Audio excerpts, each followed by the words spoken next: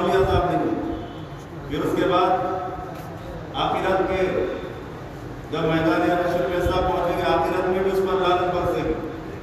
تو دیکھیے دنیا میں بھی لعنت ہی ہے وہ، آخرت میں بھی اس پر لعنت برس رہی ہے. تو کیا یہ کوئی معمولی عذاب ہے؟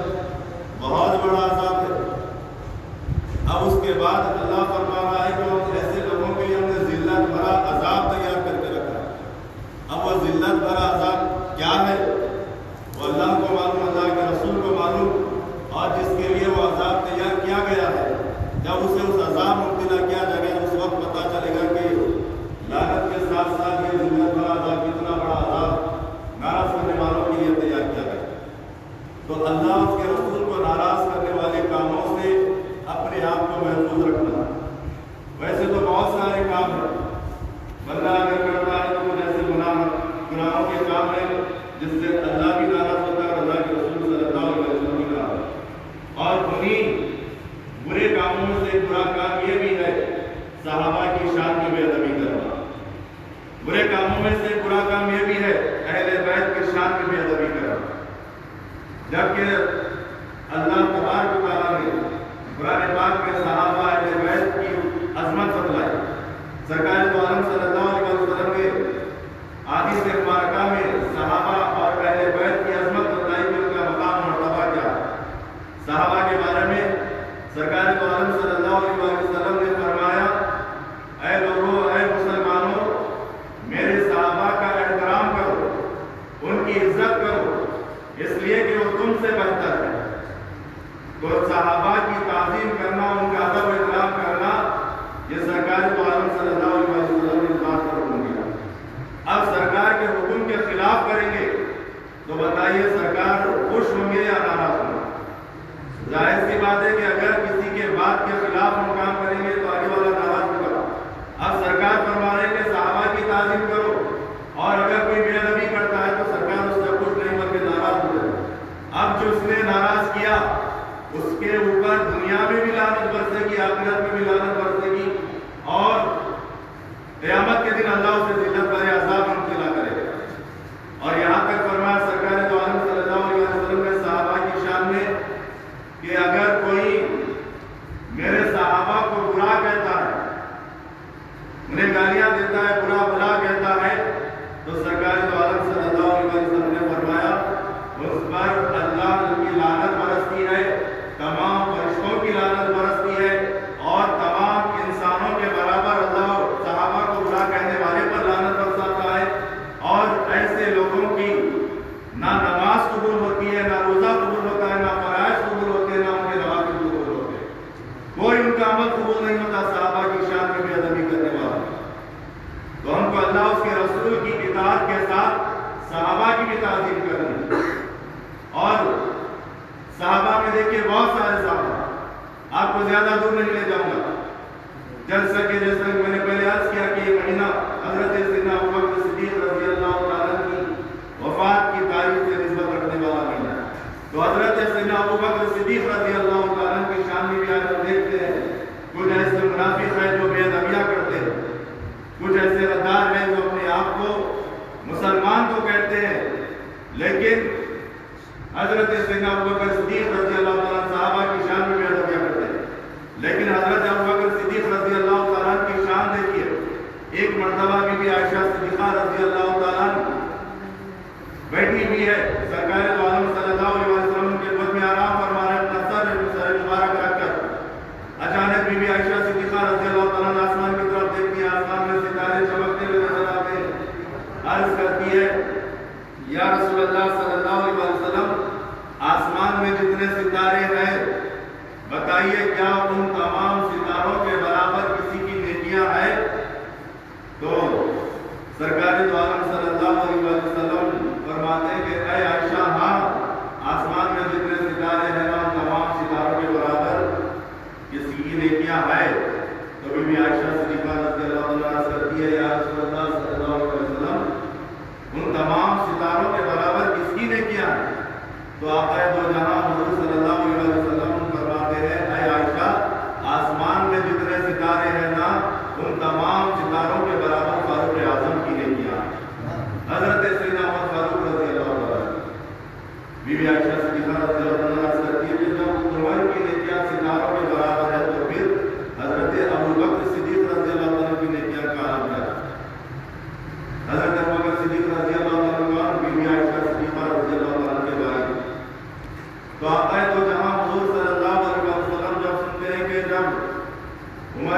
کیا ستاروں کے برابر ہے جو فرمایا؟ اور بی بی عائشہ نے پلٹ کر عرض کیا تو پھر ابو بکر کی نیکیاں کیسی ہے، ان کی نیکیوں کا عالم کیا ہے؟ تو حضور صلی اللہ علیہ وسلم نے فرمایا اے عائشہ سنو، آسمان میں جتنے ستارے ہیں ان تمام ستاروں کے برابر فاروق اعظم کی نیکیاں ہیں، اور فاروق اعظم کی جتنی نیکیاں ہیں نا ان تمام نیکیوں کے برابر ابو بکر کی ایک نیکی ہے۔ حضرت سیدنا ابو بکر صدیق رضی اللہ عنہ کی ایک نیکی فاروق اعظم کی تمام نیکیوں کے برابر ہے۔ یہ مقام ہے حضرت سیدنا ابو بکر صدیق رضی اللہ عنہ۔ آج لوگ بے ادبی کرنے سے شرماتے نہیں، بے ادبی اپنی زبانوں کو کھولتے ہیں، اور دوسری طرف اللہ اس کے رسول سے محبت کا دم بڑھتے ہیں، اہل بیت سے محبت کا دم بڑھتے ہیں، جبکہ اہل بیت نے کبھی کسی صحابی کی شان میں بے ادبی نہیں کی بلکہ عظمت کو بیان کیا۔ خود نبی صلی اللہ علیہ وسلم نے اپنے صحابہ کی عظمت کو بیان کیا۔ آج ہم کو آج کے مولویوں کے طریقے کو نہیں بلکہ اللہ اس کے رسول نے جو فرمایا، علماء اہل سنت نے جو بتایا، ایسے علماء اہل سنت جو اللہ اس کے رسول کی اطاعت کا حکم دے اور صحابہ اور اہل بیت کی محبت کی تعلیم دے، ایسے علماء اہل سنت کی صحبت کو اختیار کرے اور جو قرآن اور حدیث کی روشنی بتا ان باتوں پر عمل کرے۔ صحابہ کی عظمت میں حضور صلی اللہ علیہ وسلم نے یہاں تک فرمایا اگر کوئی میرا صحابی کوئی ایک رات میں پل بھر کے لیے گھڑی کے لیے عبادت کرے، پوری رات کی عبادت کا ذکر نہیں کیا، ایک گھڑی ایک سیکنڈ سمجھیے، کوئی صحابی آدھی رات کو اٹھا اور ایک سیکنڈ کے لیے عبادت کیا، کوئی عمل کیا، تو حضور صلی اللہ علیہ وسلم نے فرمایا میرے صحابی کا ایک رات میں یعنی کہ رات بھر میں ایک گھڑی عبادت کرنا تمہاری ساری زندگی کی عبادت سے افضل ہے۔ تو حاضرین دیکھیے صحابہ کا یہ عالم ہے، اگر وہ ایک لمحے کے لیے بھی عبادت کر لے اور ہم ساری زندگی عبادت کریں تو بھی ان کی عبادت کی ہم برابری نہیں کر سکتے۔ یہ ہے صحابہ کا مقام ہوگا۔ اور صحابہ کے بارے میں اگر کوئی برا کہتا ہے تو یاد رکھو اس پر اللہ بھی لعنت برساتا ہے، فرشتے بھی لعنت برساتے ہیں، اور تمام لوگوں کے برابر انسانوں کے برابر اللہ ان پر لعنت برساتا ہے۔ تو ہم کو چاہیے کہ جب اللہ اس کے رسول سے محبت کرتے ہیں تو صحابہ کی بھی تعظیم کریں۔ صحابہ کے بارے میں سرکار نے فرمایا میرے صحابہ ستاروں کی مانند ہے، جس کو بھی تھامو گے ہدایت پاؤ گے، ہدایت کا راستہ مل جائے گا۔ یہ صحابہ کا مقام مرتبہ جو کچھ میں نے آپ کے سامنے بیان کیا، اتنا ہی ان کا مقام مرتبہ نہیں ہے، ان کا تو مقام مرتبہ اتنا اعلیٰ ہے جتنا ہم کہتے جائیں سننے والے سنتے جائیں وقت زندگی ختم ہو جائے گی، لیکن صحابہ کی جو عظمت ہے نا وہ عظمت کی باتیں بن ختم ہونے والی۔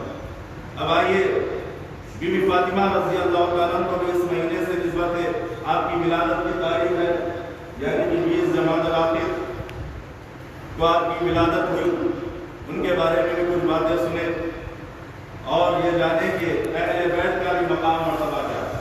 جیسا کہ میں نے اپنے بات کی آواز میں عرض کیا کہ کچھ لوگ صحابہ سے محبت کا دم بڑھتے ہیں، اہل بیت کو برا کہتے ہیں، یہ لوگ بھی غلط ہے۔ اہل بیت سے محبت کا دم بڑھے صحابہ کو برا کہیں، یہ لوگ بھی غلط ہے۔ جو دونوں سے محبت کرے وہ سیدھے راستے والے، کیونکہ سرکار نے جہاں صحابہ کا مقام بتلایا وہیں پر اہل بیت کا بھی مقام بتلایا۔ اہل بیت کے بارے میں سرکار دو عالم صلی اللہ علیہ وسلم نے کیا فرمایا؟ میرے اہل بیت نوح علیہ السلام کی کشتی کی طرح ہے، جس طرح نوح علیہ السلام کی کشتی میں سوار ہونے والے ہلاک ہونے سے بچ گئے، ویسے ہی جو میرے اہل بیت کا دامن تھامے گا ان سے جڑ جائے گا وہ بھی ہلاک ہونے سے بچ جائے گا۔ نوح علیہ السلام کی کشتی کی طرح کا ہم مثال دے کر فرمایا، اور حضور صلی اللہ علیہ وسلم نے فرمایا میں دنیا میں اپنی بات دو بھاری چیزیں چھوڑے جا رہا ہوں، ایک قرآن اور دوسرے میرے اہل بیت میرے گھرانے والے، ان دونوں کو تھامنے کا حکم دیا۔ تو ہم کو قرآن بھی تھامنا ہے، اہل بیت کو بھی تھامنا ہے۔ اہل بیت کو تھامیں گے، قرآن کو چھوڑ دیں گے تو پھر اہل بیت کا مقام سمجھ میں نہیں آئے گا۔ قرآن کو تھامیں گے، اہل بیت کو چھوڑ دیں گے تو قرآن سمجھ میں نہیں آئے گی۔ قرآن بتائے گا اہل بیت کیا ہے اور اہل بیت بتائیں گے قرآن کیا ہے، دونوں کو تھامنا ہوگا۔ تو حضور صلی اللہ علیہ وسلم نے بی بی فاطمہ رضی اللہ تعالیٰ کے بارے میں فرمایا، ان کی عظمت کے بارے میں، ان کی شان کے بارے میں کہ فاطمہ میرے جسم کا، میری جان کا ایک حصہ ہے، میرے جگر کا ایک حصہ ہے، میرے جگر کا ٹکڑا ہے، میری جان کا حصہ ہے۔ اور فرمایا جو چیز فاطمہ کو ناراض کرتی ہے وہ مجھ کو بھی ناراض کرتی ہے، جو چیز فاطمہ کو تکلیف دیتی ہے وہ مجھے بھی تکلیف دیتی ہے۔ اب بتائیے بی بی فاطمہ رضی اللہ تعالیٰ کی شان میں، اہل بیت کی شان میں اگر کوئی بے ادبی کرا تو کیا سرکار دو عالم صلی اللہ علیہ وسلم اس سے خوش ہوں گے؟ ہرگز خوش ہونے والے نہیں۔ اگر ان کے گھرانے والوں کے بارے میں برا کہیں گے تو ظاہر سی بات ہے ناراض۔ اور پھر ناراض ہونے والوں کے بارے میں قرآن میں کیا کہا گیا؟ جو اللہ اس کے رسول کو اذیت دیتا ہے، ناراض کرتا ہے، دنیا میں بھی اس پر لعنت، آخرت میں بھی اس پر لعنت، اور اس کے لیے ذلت بھرا عذاب تیار کر دے گا۔ وہ ذلت بھرے عذاب مبتلا کرے گا اللہ تبارک و تعالیٰ اہل بیت کی شان میں برا کہنے والوں کو۔ اور بی بی فاطمہ رضی اللہ تعالیٰ کے بارے میں سرکار نے یہاں تک فرمایا، اے فاطمہ تو جس سے راضی ہو جائے اللہ بھی اس سے راضی ہو جاتا ہے، اور جس سے تو ناراض ہو جائے اللہ اس سے ناراض ہو جاتا ہے۔ تو دیکھا آپ نے بی بی فاطمہ رضی اللہ تعالیٰ کی رضا میں اللہ کی رضا ہے، اور بی بی فاطمہ رضی اللہ تعالیٰ جس سے ناراض ہو جائے اللہ تبارک و تعالیٰ بھی اس سے ناراض ہو جاتا ہے۔ اور حضرت علی رضی اللہ تعالیٰ فرماتے ہیں کہ میں نے ایک مرتبہ حضور صلی اللہ علیہ وسلم سے یہ سنا کہ حضور صلی اللہ علیہ وسلم نے مجھ سے فرمایا کہ اے علی کل قیامت کے دن جنت میں سب سے پہلے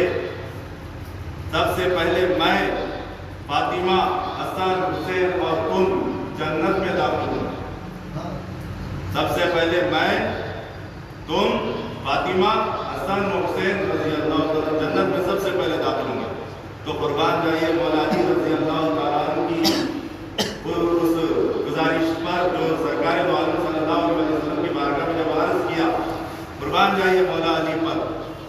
ایسے وقت میں بھی مولا علی نے ہم غلاموں کو نہیں بھولے، عرض کرنے لگے یا رسول اللہ صلی اللہ علیہ وسلم جنت میں آپ، میں، فاطمہ، حسن و حسین سب سے پہلے داخل ہوں گے تو پھر ہمارے چاہنے والے کہاں پر ہوں گے؟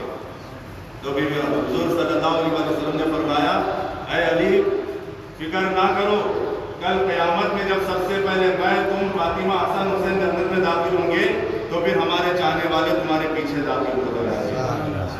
یہ ہے اہل بیت کی محبت۔ اور سرکار دو عالم صلی اللہ علیہ وسلم نے فرمایا منافق جو ہوتا ہے اہل بیت سے محبت نہیں کرتا۔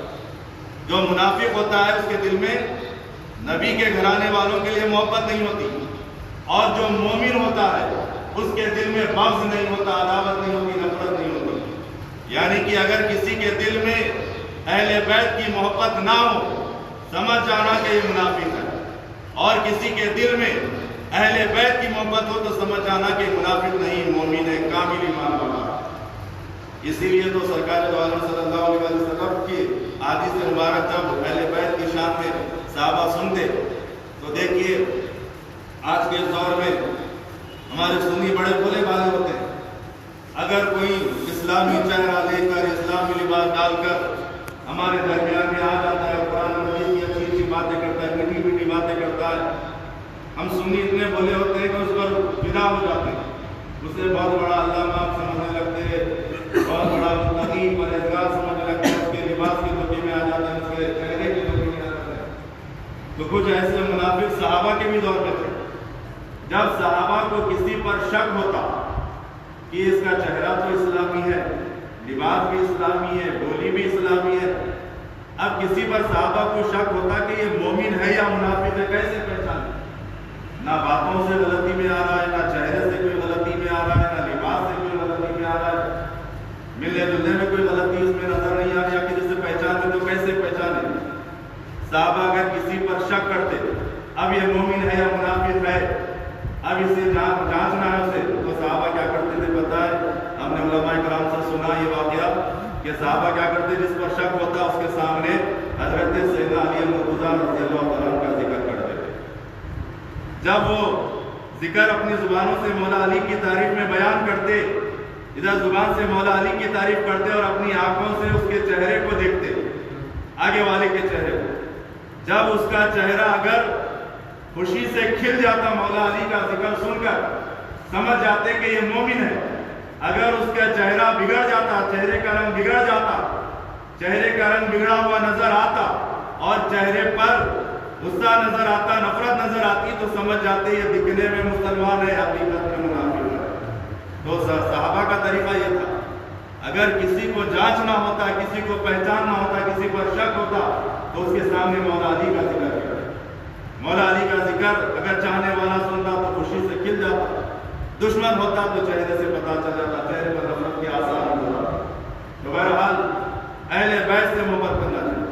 بی بی فاطمہ رضی اللہ تعالیٰ کی شان یہ کہ کل قیامت کے دن جب ان کی آمد ہوگی تو غیب سے یہ آواز آئے گی، ایک ندا لگانے والا آواز لگائے گا، اے اہل محشر اپنے سروں کو جھکا لو، اپنی نظروں کو جھکا لو، اس لیے کہ اب یہاں سے فاطمہ بنت محمد صلی اللہ علیہ وسلم گزرنے والا 70,000 حوروں کی حرمت میں بجلی کی طرح وہاں سے آپ گزر جائے۔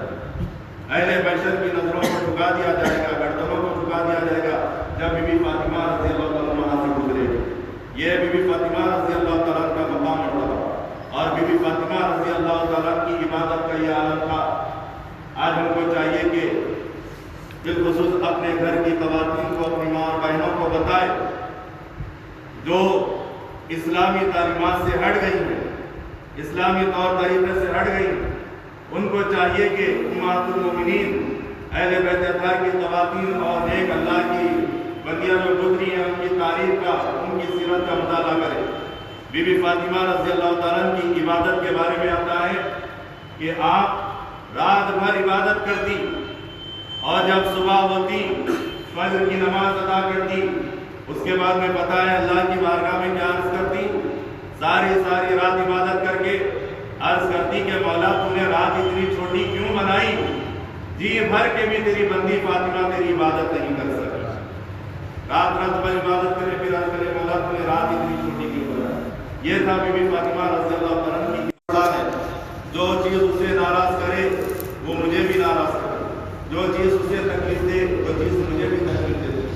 اور یہاں تک فرمایا ایک موقع پر سرکار دو عالم صلی اللہ علیہ وسلم نے اپنے اہل بیت سے کہ علی، فاطمہ، حسن و حسین سے فرمایا کہ جو تم سے لڑے گا سمجھو میں اس سے لڑوں گا، جو تم سے دوستی کرے گا میں اس سے دوستی کروں گا، یعنی کہ جو تمہارا دشمن ہے وہ میرا بھی دشمن ہے، اور جو تمہارا دوست ہے سمجھو وہ میرا بھی دوست ہے۔ تو اہل بیت سے دشمنی نہیں کرنی چاہیے، اہل بیت سے محبت کرنی چاہیے، محبت میں فائدہ ہے۔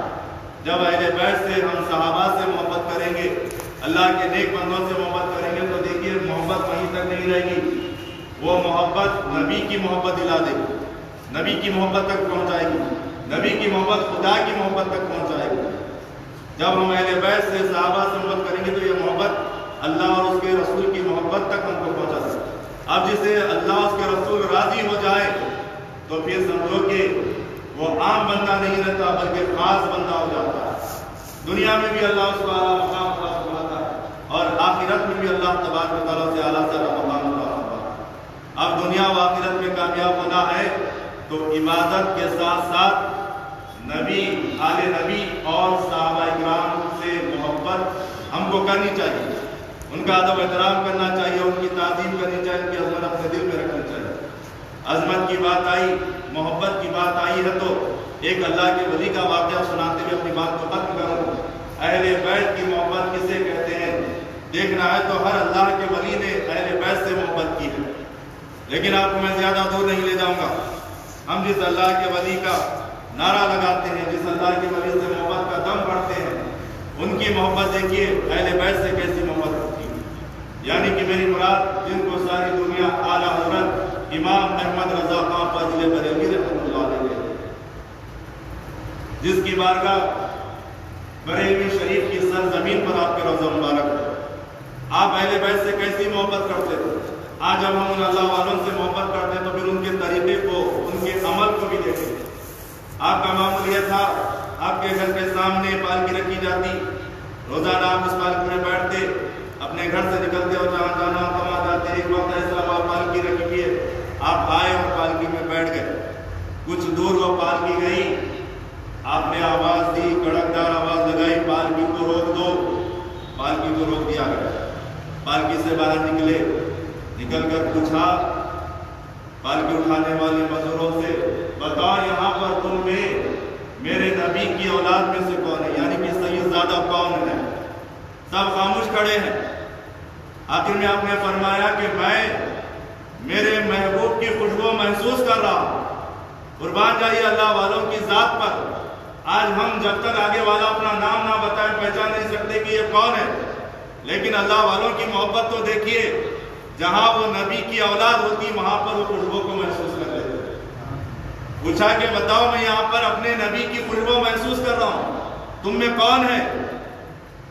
आखिर में कोई आगे नहीं बढ़ा तो आपने नबी का वास्ता दिया, देकर कहा कि मैं उनसे उसके जद्द आला का वास्ता देकर पूछता हूँ, जो भी है वो मेरे सामने आ जाए। आखिर में वो पालकी उठाने वाले मजदूरों से एक नौजवान आगे आया, जो कि भी नजरें रख कर अर्ज करने लगा कि हज़रत मजदूर से काम लिया जाता, इसकी जात पूछी नहीं जाती। जैसे ये कहना था, दुनिया ने देखा, उलमा ने लिखा, इतना बड़ा वक्त का अल्लाह का वली जब देखा कि पालकी उठाने वाले मजदूरों में से एक सैयदजादा है, उस वक्त अपनी शान की परवाह नहीं की, अपने इल्म के मकाम मर्तबे की परवाह नहीं की। दुनिया ने देखा, लिखने वालों ने लिखा, उसी वक्त इमाम अहमद रजा खां फजले बरेलवी रहमतुल्लाह अलैह ने उस पालकी उठाने वाले नौजवान के कदमों में अपने सर को रख दिया और माफी मांगने लगे।